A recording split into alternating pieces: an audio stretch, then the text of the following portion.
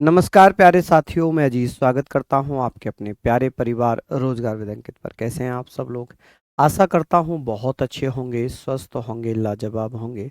जल्दी से लाइव आ जाइए, जुड़ जाइए। हम लोग बात कर रहे हैं मुगल वंश की और आज अकबर प्लस जहांगीर हम खत्म करेंगे। और मैंने कहा था कि 3 दिन ये क्लास और चलेगी, उसके बाद मराठा साम्राज्य पढ़ेंगे, फिर हम विविध पढ़ेंगे, उसके बाद हम लोग मॉडर्न हिस्ट्री पर आ जाएंगे। मॉडर्न हिस्ट्री भी 8-7 क्लासेस में खत्म हो जाएगी।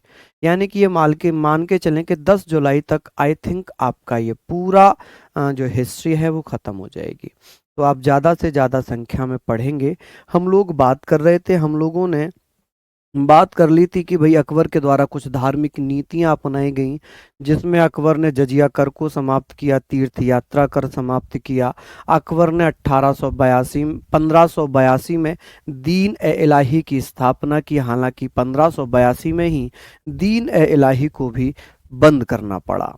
दीन ए इलाही में 18 सदस्य थे, जिसमें एकमात्र सदस्य थे बीरबल।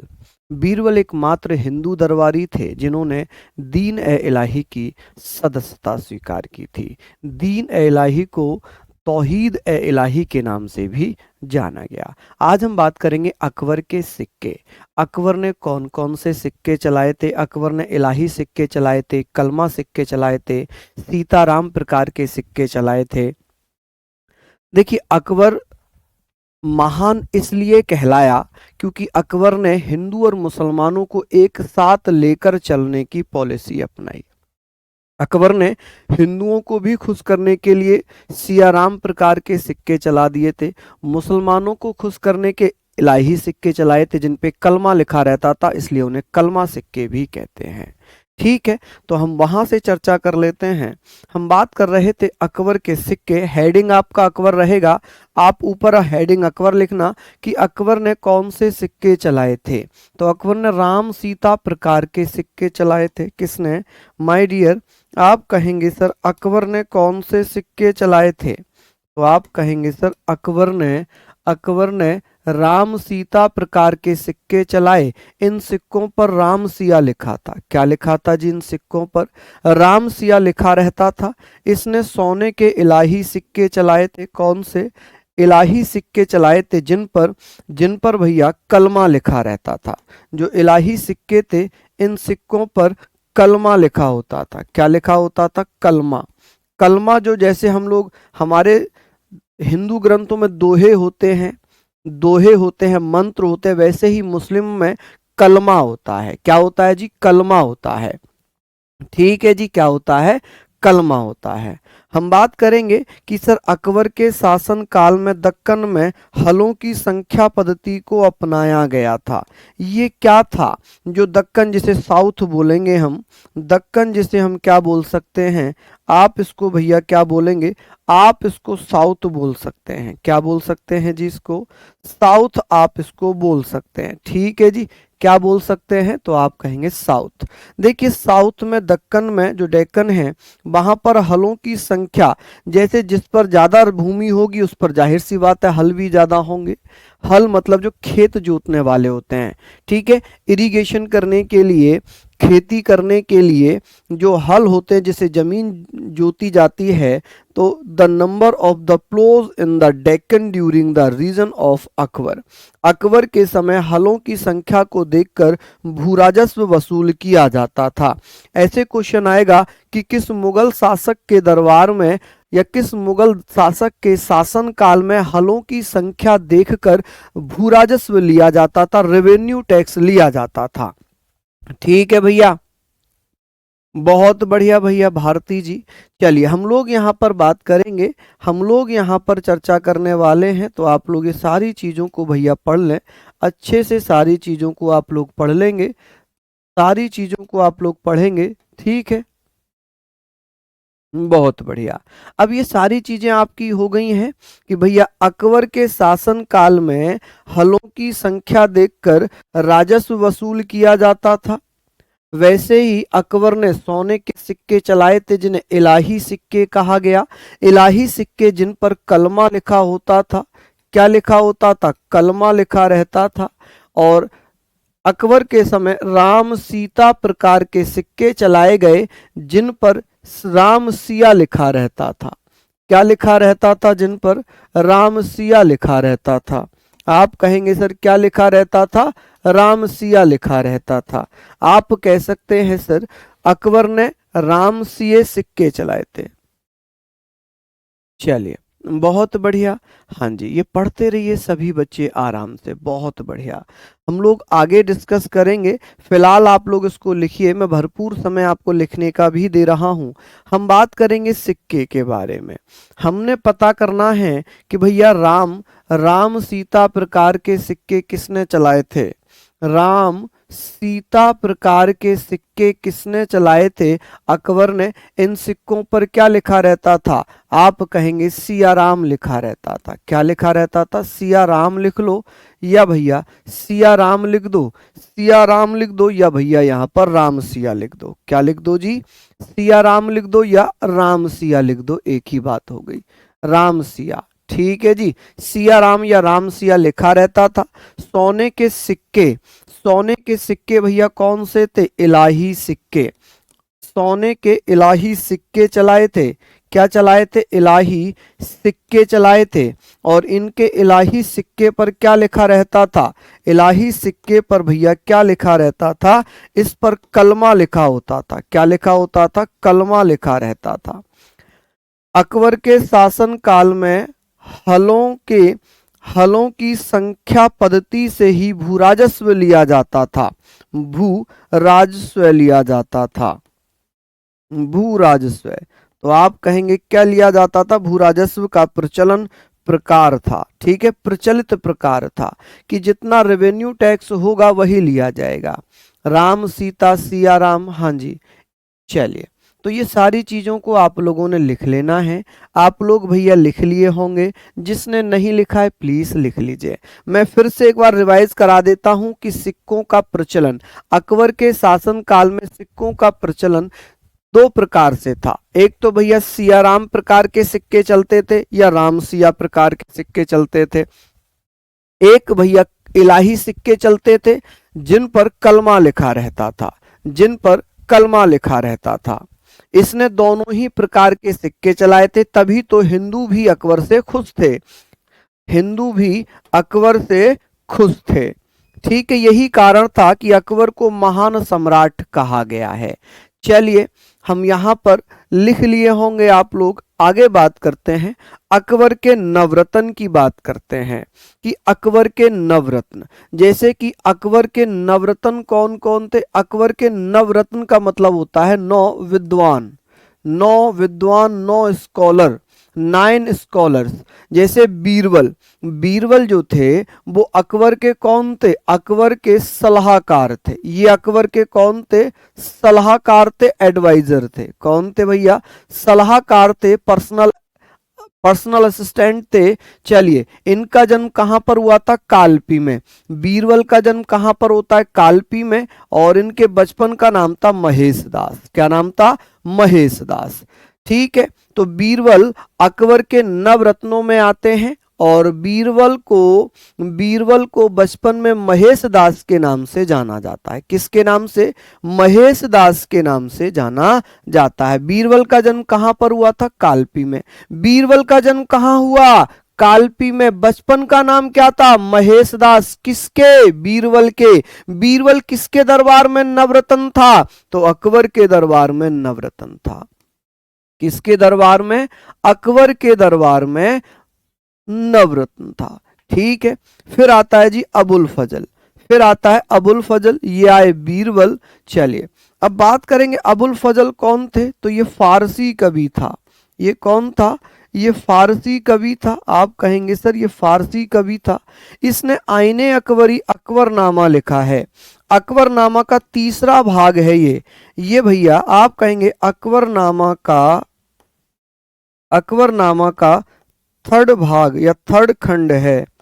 थर्ड खंड है कौन? आईने अकबरी। अकबरनामा 3 खंडों में लिखा गया, जिसका तीसरा खंड है आईने अकबरी। क्या है जी? आईने अकबरी। ठीक है जी। चलिए बहुत बढ़िया। हम लोग बात करेंगे, आप कहेंगे सर आईने अकबरी। आईने अकबरी जो कि अकबरनामा का तीसरा खंड है, किसने लिखा था फारसी में? आप कहेंगे अबुल फजल ने। किसने लिखा था? अबुल फजल ने। ठीक है, मैं ट्रिक भी आप लोगों को बता दूंगा। ट्रिक भी मैं इसकी अभी बताऊंगा, पहले जर्नल आपको याद करा दूं कि बीरबल कौन थे? अकबर के सलाहकार थे। कौन थे भैया? सलाहकार थे।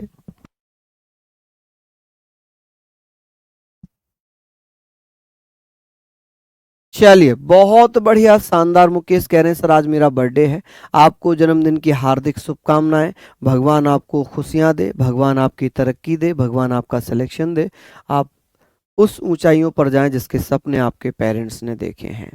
चलिए तो हम लोग यहाँ पर बात कर लेते हैं। ये सारी चीज़ों को आप लोगों ने लिख लिया होगा। चलिए आई होप आपने लिखा होगा। अब हम रिवीजन यहाँ पर करते हैं, दो दो करके पढ़ेंगे कि अकबर के नवरत्न कितने थे? 9, तभी तो नवरत्न कहा गया। बीरबल अकबर के कौन थे? आप कहेंगे सर बीरबल अकबर के सलाहकार थे। कौन थे? सलाहकार थे। कि जन्म कहाँ पर हुआ था? कालपी में। कहाँ पर जन्म हुआ है? कालपी में जन्म हुआ। इनके बचपन का नाम क्या था? महेश दास था। क्या नाम था? महेश दास। ठीक है जी। दूसरे नंबर पे कौन थे? अबुल फजल थे। कौन थे भैया? आप कहेंगे सर अबुल फजल। अबुल फजल ने क्या लिखा था? अबुल फजल ने आईने अकबरी लिखा, अकबरनामा। ये फारसी भाषा में है। किस में है ये? फारसी भाषा में। आप कहेंगे कौन सी भाषा में है? फारसी भाषा में। ये कौन थे? ये फारसी कवि थे। ये अकबर के दरबार में कौन थे? आप कहेंगे सर फारसी कवि थे। कौन थे भैया? फारसी कवि थे। क्लियर है? आप कहेंगे सर ये फारसी कवि थे। क्लियर हुआ? चलिए बहुत बढ़िया।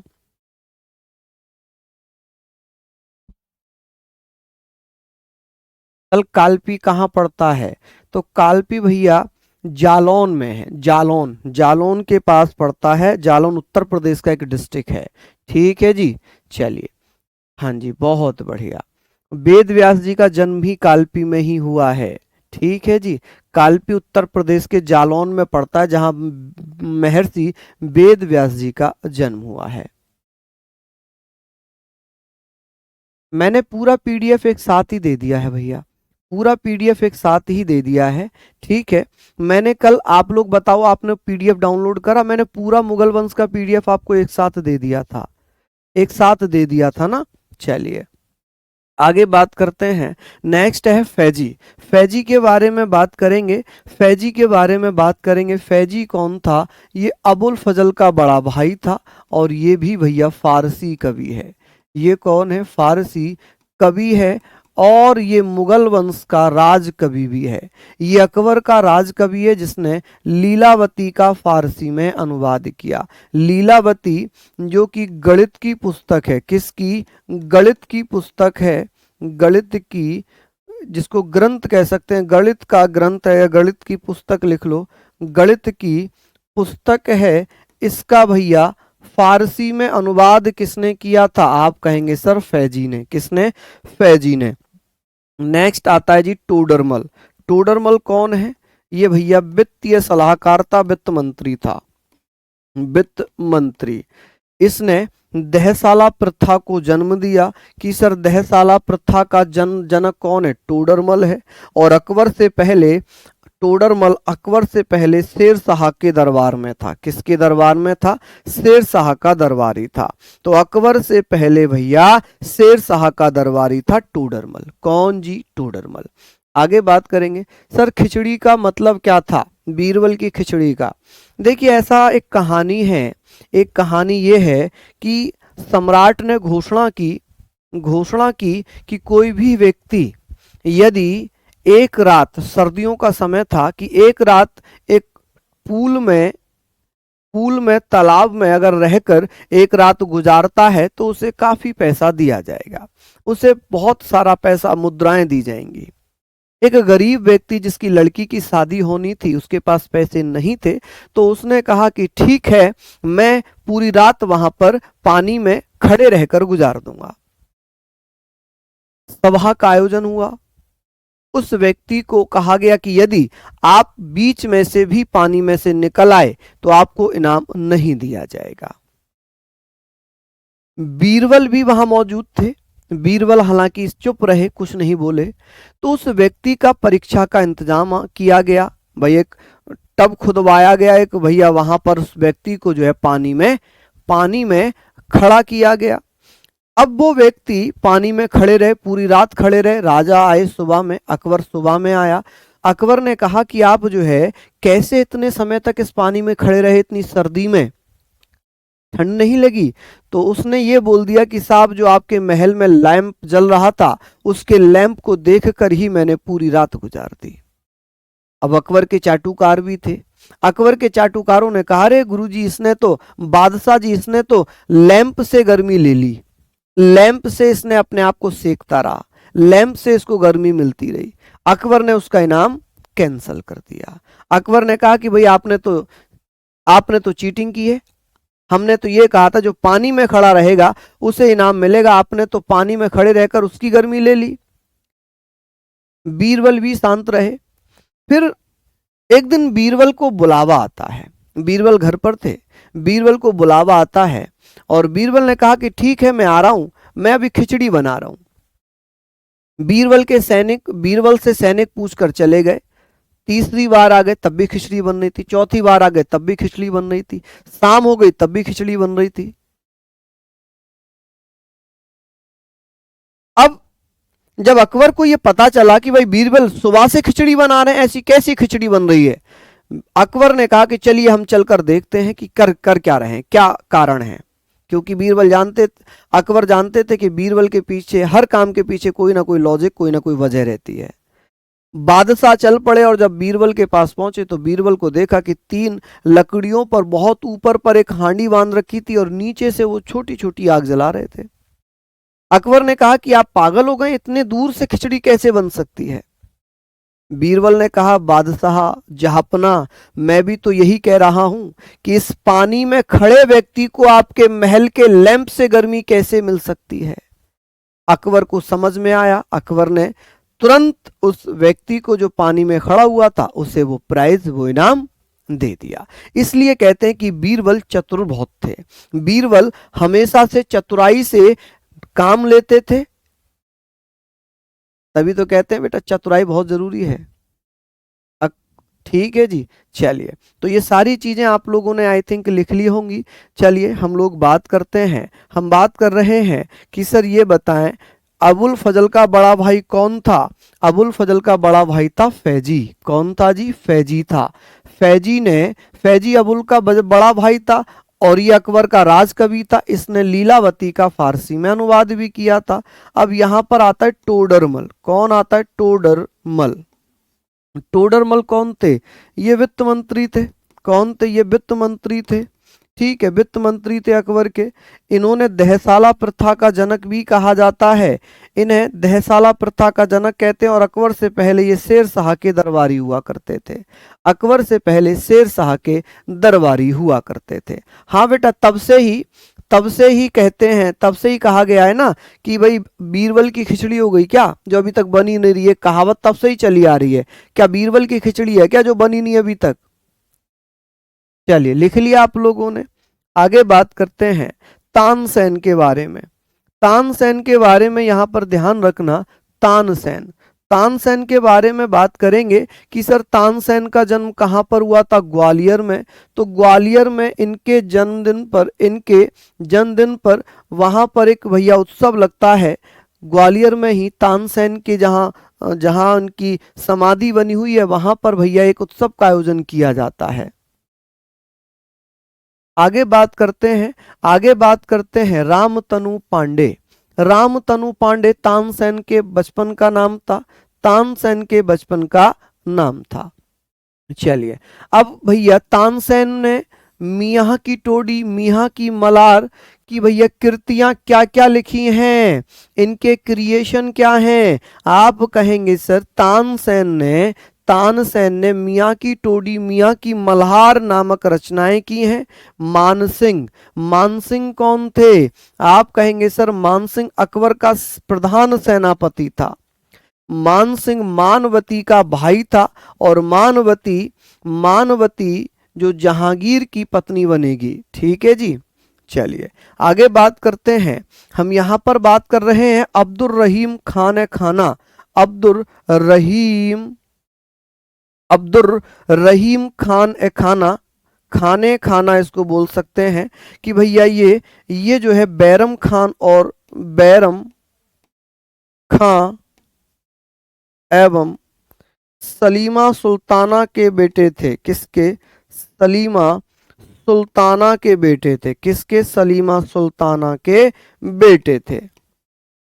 बेटे थे। अच्छा इनको क्या है, इनको भैया अकबर ने गोद ले लिया। किसने? अकबर ने अब्दुल रहीम खान ए खाना को गोद ले लिया। क्योंकि बैरम खान की मृत्यु हो गई, अकबर ने गोद लिया। क्या कर दिया? गोद लिया, यानी कि अडॉप्ट कर लिया, गोद लिया। इसीलिए ये अकबर के दत्तक पुत्र कहलाए। दत्तक पुत्र कहलाए। अकबर के दत्तक पुत्र कौन कहलाए? आप कहेंगे खान ए खाना। मुल्ला दो प्याजा, मुल्ला दो ये हिंदी के कवि थे। ये अब्दुल रहीम, जिन्हें रहीम दास के नाम से जानते हैं, इन्हें हम रहीम दास के नाम से जानते हैं। रहीम दास। आप कहेंगे सर इन्हें हम किस नाम से जानेंगे? रहीम दास के नाम से जानेंगे। मुल्ला दो प्याजा। आप कहेंगे सर मुल्ला दो प्याजा ये रसोइया था। ये कौन था? रसोइया और सलाहकार भी था। रसोइया। आप कहेंगे रसोइया जो किचन में खाना वाना बनाते हैं। हकीम हुक्काम ये राजवैद्य थे। ये कौन थे? ये राजवैद्य थे। आप कहेंगे सर ये डॉक्टर थे। राजवैद्य का मतलब होता है डॉक्टर। चलिए बहुत बढ़िया। हम बात करेंगे सर तानसेन के बारे में। तानसेन संगीतकार थे। तानसेन कौन थे? संगीतज्ञ थे। आप कहेंगे सर ये संगीतज्ञ थे। कौन थे भैया? संगीतज्ञ थे, संगीतकार थे, म्यूजिशियन थे। ठीक है। चलिए बहुत बढ़िया। ये सारी चीजें आप लोग एक बार नोट डाउन कर लो कि तानसेन का जन्म कहाँ पर हुआ था, तानसेन का नाम क्या था, तानसेन ने कौन कौन सी कृतियां लिखी हैं, मानसिंह कौन थे, ठीक है, अब्दुल रहीम खान खाना कौन थे, मुल्ला दो प्याजा कौन थे, हकीम हुक्काम कौन थे। लिखने के बाद थम जरूर करना भैया।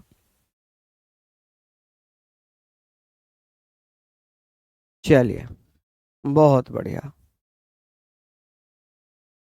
लिख लिया आप लोगों ने?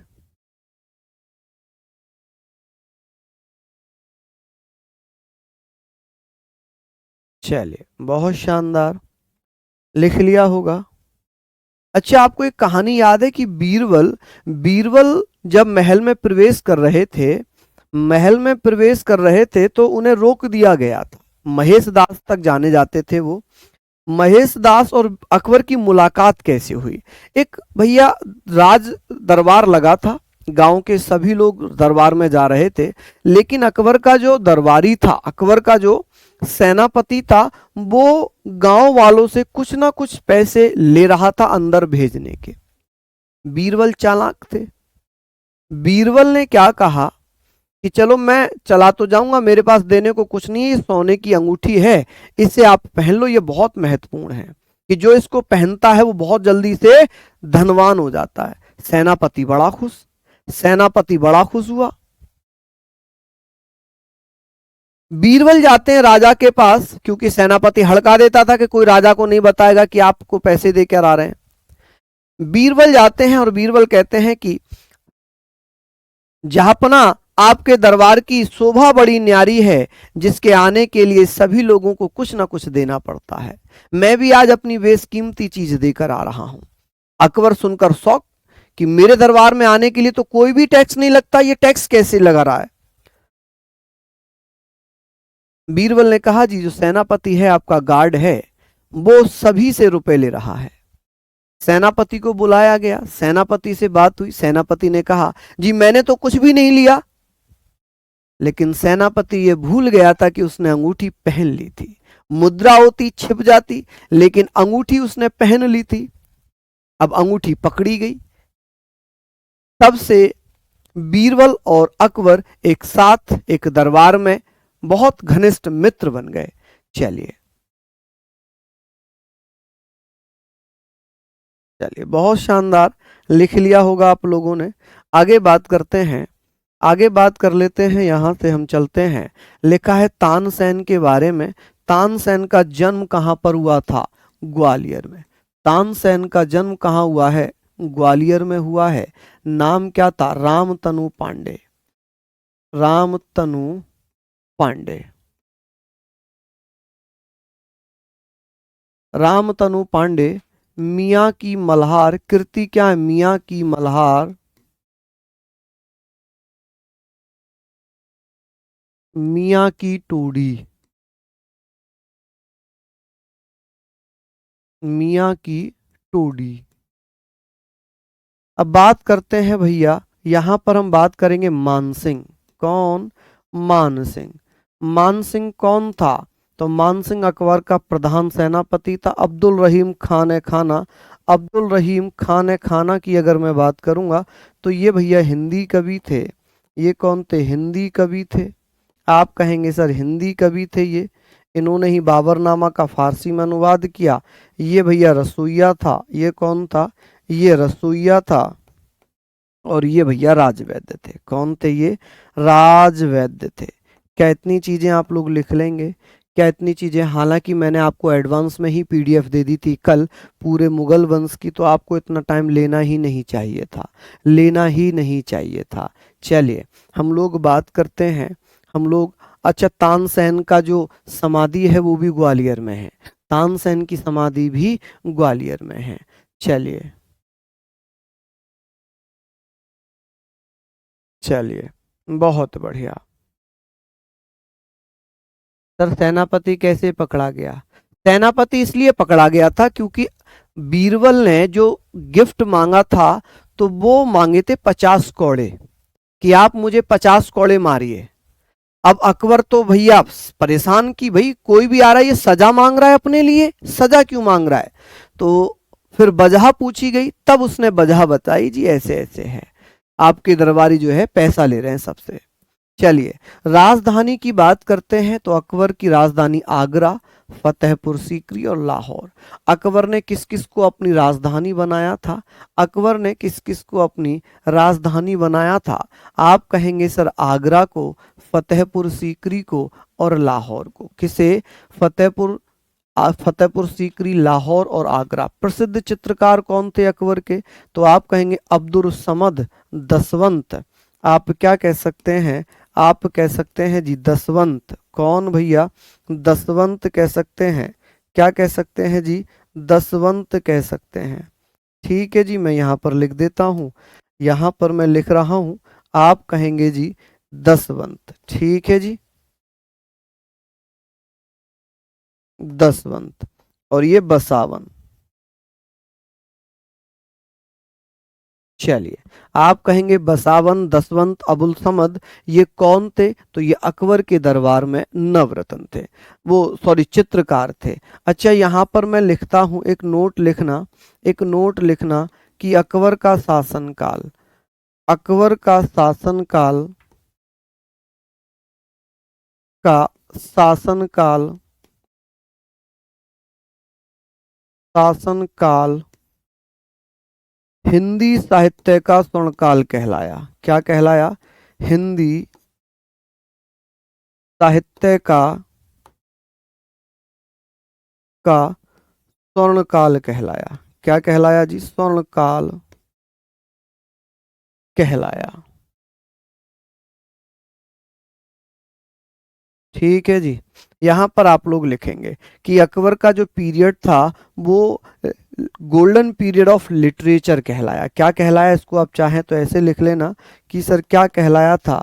Golden period, golden period of Hindi literature, Hindi literature. ठीक है जी, हिंदी लिटरेचर। जल्दी जल्दी से लिख लीजिए, जल्दी से। सर अकबर का डेट ऑफ बर्थ 15 अक्टूबर 1542, 15 अक्टूबर 1542। ठीक है जी, चलिए बहुत बढ़िया। हाँ जी, आपको स्पीड चाहिए भैया? स्पीड बढ़ाऊंगा ना फिर आप रोने लगोगे, दो तीन बच्चों के अलावा फिर आप सब यही कहोगे सर इतनी तेज स्पीड क्यों है। रिवीजन करते हैं। अकबर की राजधानी क्या थी? आगरा। अकबर की राजधानी क्या थी? आगरा। अकबर ने और किसको बनाया था अपनी राजधानी? फतेहपुर सीकरी को। किसको? फतेहपुर सीकरी को अकबर ने अपनी राजधानी बना लिया था। और भैया किसको बनाया था? लाहौर को। किसको बनाया था? लाहौर को अपनी राजधानी बनाया। प्रमुख चित्रकार कौन कौन थे? आप कहेंगे सर अब्दुल समद, अब्दुल समद, दसवंत। आप कहेंगे सर दसवंत। ठीक है। बसावन। कौन? बसावन। ठीक है जी, कौन भैया? बसावन। ये चीजें भी आप लोगों ने फटाफट से लिख लेनी है, फटाफट से लिख लेनी है। चलिए आगे बात करते हैं। नेक्स्ट हम बात करते हैं अकबर के द्वारा किस किस का निर्माण कराया गया है।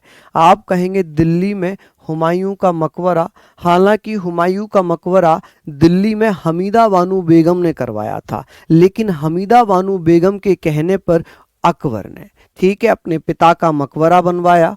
अपने पिता का मकबरा बनवाया, आगरा का लाल किला बनवाया, फतेहपुर सीकरी में शाही महल बनवाया, दीवाने खास बनवाया, पंचमहल बनवाया, बुलंद दरवाजा बनवाया, जोधाबाई का महल फतेहपुर सीकरी में बनवाया, इलाहाबाद का किला बनवाया और लाहौर का किला बनवाया। जल्दी से लिख लीजिए बेटा। कल जब मैंने कल बोला था सर कितने सूबे थे अकबर के? 14। 14 सूबे थे, 14 प्रांत थे। 14 प्रांतों पर शासन करता था अकबर, जबकि औरंगजेब 21 प्रांतों पर शासन करता था। चलिए यहाँ पर हम लोग बात कर रहे थे, मैंने आपको कल पीडीएफ दी थी और मैंने ये विश्वास करके दी थी कि आप लोगों को केवल मैं यहाँ पर आके समझाऊंगा, बताऊंगा, नोट्स आप एडवांस में बना लेंगे। लेकिन मुझे नहीं लगता कि किसी ने भी कोई पीडीएफ से नोट्स बनाए होंगे। मुझे ये भी नहीं लगता कि आप लोगों ने वो पीडीएफ खोल कर भी देखी होगी कि ये कहाँ से कहाँ तक है। एक बार दिल से सच बोलना कि किस किस बच्चे ने वो पीडीएफ खोल कर देखी है कि इसमें पूरा मुगल वंश है। ईमानदारी से जिसने खोल कर देखी हो वो जरा बताएं कि हाँ जी हमने वो पूरी पीडीएफ देख ली। ठीक है, हम हैं यम। पहले ये बताओ कि पीडीएफ देखी है। केशव सिंह कह रहे हैं लिख लिए हैं एडवांस। अरे बहुत बढ़िया, पूरा लिख लिया। अंकित कह रहे हैं झूठ मत बोलना बच्चों, सब सच बताना। हम बनाए हैं गुरुजी। वीर मणिपाल।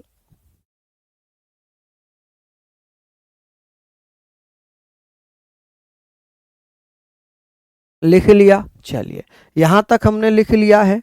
अब एक नोट लिखिए।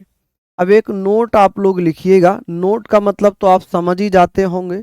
नोट का मतलब बहुत महत्वपूर्ण होता है कि कौन सा मुगल शासक है जिसका मकबरा यूनेस्को ने विश्व धरातल में, विश्व विरासत में शामिल किया है। आप कहेंगे हुमायूं का मकबरा। हुमायूं का मकबरा, टॉम ऑफ हुमायूं। इंग्लिश वाले बच्चे लिख लेना टॉम ऑफ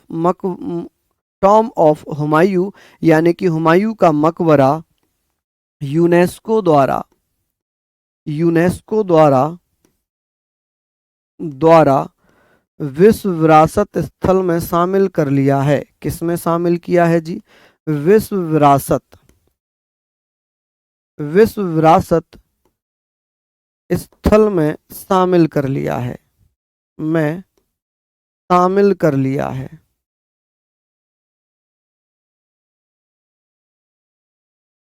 कर लिया है। ठीक है जी, कर लिया है। चलिए बहुत बढ़िया, शानदार। यहां तक आप लोग लिख लेंगे क्या? यहां तक आप लोग लिख लेंगे क्या?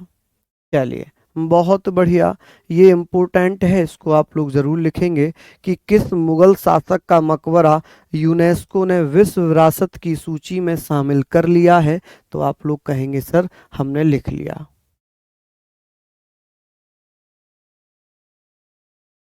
चलिए बहुत बढ़िया, शानदार। आगे बात करते हैं। नेक्स्ट यहाँ पर आप लोग मुझे बताइए क्या क्या करवाया है, क्या क्या लिखवाया है। हुमायूं का मकबरा। आप कहेंगे सर हुमायूं का मकबरा, हुमायूं का मकबरा। कहाँ पर बना है जी हुमायूं का मकबरा? आप कहेंगे सर दिल्ली में। हुमायूं का मकबरा है, कहाँ पर बना? दिल्ली में बना। आगरा का लाल किला? आप कहेंगे सर आगरा का लाल किला। आगरा का लाल किला, ठीक है जी, आगरा का लाल किला बनवा दिया। किसने? फतेहपुर सीकरी में क्या बनवाया? शीश महल। आप कहेंगे सर शीश महल कहाँ पर? फतेहपुर सीकरी में। कहाँ पर भैया? फतेहपुर सीकरी में, ठीक है जी, फतेहपुर सीकरी में बनवाया है। और क्या बनवाया उसने? और क्या बनवाया है भैया उसने? पंचमहल भी फतेहपुर सीकरी में बनवाया। पंचमहल, आप कहेंगे सर पंचमहल, ये भी फतेहपुर सीकरी में। दीवाने खास जहां पर बैठता था वो, दिल्ली में दीवाने खास, ठीक है जी, दीवाने खास का निर्माण करा दिया। आगे बात करेंगे सर बुलंद दरवाजा। गुजरात विजय के उपलक्ष्य में दुनिया का सबसे ऊंचा प्रवेश द्वार बुलंद दरवाजा, दरवाजा फतेहपुर सीकरी में, ठीक है जी। दुनिया का सबसे ऊंचा प्रवेश द्वार है जोधाबाई का महल। जोधाबाई का महल, जोधाबाई का महल भी फतेहपुर सीकरी में है। का महल कहाँ पर है? फतेहपुर सीकरी में। इलाहाबाद का किला किसका? इलाहाबाद का किला बनवाया। का किला, कि भैया इलाहाबाद का किला, लाहौर का किला, का किला, ठीक है जी। चलिए, ये सारी चीजें आप लोगों ने लिख लेनी है, लिखनी है। चलिए, शाही महल होगा, मैंने शीश महल लिख दिया, ये शाही महल होगा भैया, ये जो है शाही महल होगा। क्या होगा जी? शाही महल, ठीक है, शीश महल नहीं है, ये शाही महल है। चलिए आगे बात करते हैं। अंतिम अभियान, अकबर ने अपनी अंतिम लड़ाई कौन सा युद्ध लड़ा था? अकबर ने असीरगढ़ का युद्ध लड़ा था। अंतिम अभियान असीरगढ़ का युद्ध है, जो कि 1601 में लड़ा गया। इसमें अकबर एवं मीरन बहादुर के मध्य युद्ध हुआ, अकबर की जीत हो गई। अब अकबर क्या होता है? 5 अक्टूबर को बीमार हो जाता है। 5 अक्टूबर 1605 में बीमार हुआ। क्या हुआ भैया? बीमार हो जाता है। और जब बीमार हुआ तो 27 अक्टूबर 1605 में उसकी मृत्यु हो गई। इसे आगरा के निकट सिकंदरा में दफना दिया गया। कहाँ पर? सिकंदरा में दफना दिया गया है। किसानों के एक नेता थे जिनका नाम था राजा राम। राजा राम और अकबर के बीच में हमेशा से लड़ाई चलती रहती थी। राजा राम ने शपथ खा रखी थी कि अकबर का अंतिम संस्कार मैं हिंदू रीति रिवाजों के द्वारा ही करूंगा, क्योंकि मुसलमानों को दबाया जाता है, दफनाया जाता है। लेकिन राजा राम जो जाटों के किसान नेता थे, उन्होंने अकबर की अस्थियों को निकाला और जला दिया। अकबर की अस्थियों को निकाला और जला दिया, ठीक है जी। चलिए, अकबर की अस्थियों को खोदा और जला दिया। समझ रहे हैं आप लोग? अंतिम अभियान असीरगढ़ का युद्ध 1601 में हुआ। कि भैया कब होता है युद्ध? आप कहेंगे असीरगढ़ का युद्ध 1601 में हुआ, जिसमें अकबर और मीरन बहादुर युद्ध लड़ रहे थे। अकबर की जीत हुई। 27 अक्टूबर 1605 में अकबर की मृत्यु हो गई। 22 दिन बीमार रहा। 5 अक्टूबर 1605 में बीमार हुआ और 27 अक्टूबर यानी कि 22 दिन तक इसको दस्त हो गए। ऐसा कहा गया कि भैया जो मुल्ला दो प्याजा हैं, जो इसके रसोइया थे, वो प्याज का इस्तेमाल ज्यादा करते थे। पनीर दो प्याजा, चिकन दो प्याजा, है ना, जो डिशेज हैं वो उन्हीं की हैं। तो उसके कारण इन्हें पेचिस हो गई, दस्त हो गए, लूज मोशन हो गए। और लूज मोशन के कारण ये 22 दिन तक बीमार रहे और फिर इनका भैया हैप्पी बर्थडे हो गया। इनका क्या हुआ? हैप्पी बर्थडे हो गया। लिख लिया आप लोगों ने? चलिए, समझ रहे हैं आप लोग? चल रही है, बहुत बढ़िया, शानदार। लिख लेंगे।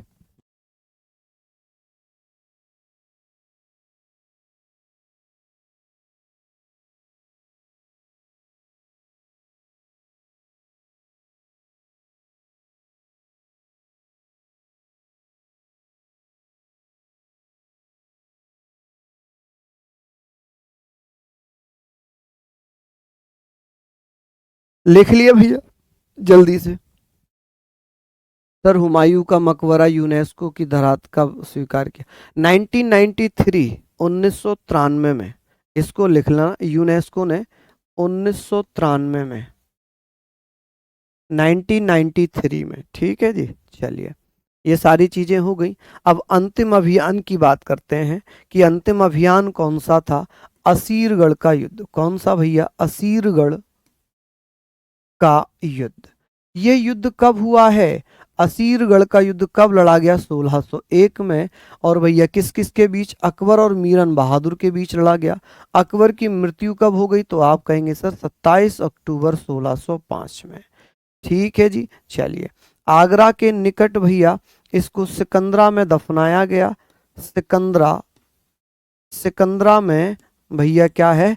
दफनाया गया, दफनाया। तो इसका मकबरा भी कहाँ होगा? अकबर का मकबरा कहाँ है भैया? सिकंदरा में है। किसानों के नेता थे राजा राम, जाट नेता थे राजा राम। ठीक है, इन्होंने क्या किया? अकबर की अस्थियों को खोद कर जला दिया। क्या कर दिया जी? खोद कर जला दिया। ठीक है जी। चलिए, नेक्स्ट है, आगे बात करते हैं। यहाँ पर बात आती है कि अकबर ने जैन धर्म के आचार्य हरि विजय सूरी को जगत गुरु की उपाधि दी थी। जगत गुरु की उपाधि दी। किसकी भैया? जगत गुरु की उपाधि दी। कि भैया जैन धर्म के कौन से गुरु थे जिन्हें अकबर ने जगत गुरु की उपाधि दी थी? उनका नाम था हरि विजय सूरी। क्या नाम है? हरि विजय सूरी। चलिए, हरि विजय सूरी को क्या कहा? जगत विजय की उपाधि दे दी। जगत गुरु की, सॉरी, जगत गुरु की उपाधि दी। ठीक है, हाँ जी, जला दिया। चलिए, बहुत बढ़िया, आगे चलते हैं। बहुत शानदार, लाजवाब, लिख लिया होगा। फतेहपुर बेटा उत्तर प्रदेश और राजस्थान के बॉर्डर पे आता है। राजस्थान का बॉर्डर स्टार्ट हो जाता है कहाँ से? जहाँ फतेहपुर सीकरी खत्म होता है, यानी कि उत्तर प्रदेश का हिस्सा है। चलिए, लिख लिया आप लोगों ने? हाँ जी, यहाँ तक आप लोगों ने लिख लिया होगा। आगे बात कर लेते हैं। अकबर ने क्या किया? जैन अकबर ने जैन धर्म के आचार्य, जैन धर्म के आचार्य हरि विजय सूरी को, हरि विजय, ऐसे लिखना, हरि विजय, हरि विजय, हरि विजय सूरी को भैया क्या कहा? हरि विजय सूरी को क्या कहा भैया? सूरी को जगत गुरु की उपाधि दी। चलिए, अब ये जहांगीर स्टार्ट हो रहा है, तो जहांगीर हम कल पढ़ेंगे और परसों हम मुगल वंश खत्म कर देंगे। ठीक है, तो ये चीजें आप लोग यहाँ तक लिख लो। ये सारी चीजें, हालांकि मैंने पीडीएफ पूरी एडवांस में दे दी है आप लोगों को। जिसने नहीं लिखा था वो कल वाली पीडीएफ अपलोड कर लें और देख लें। ठीक है जी। चलिए, तो फिर मिलते हैं आप लोगों से, तब तक के लिए जय हिंद, जय भारत।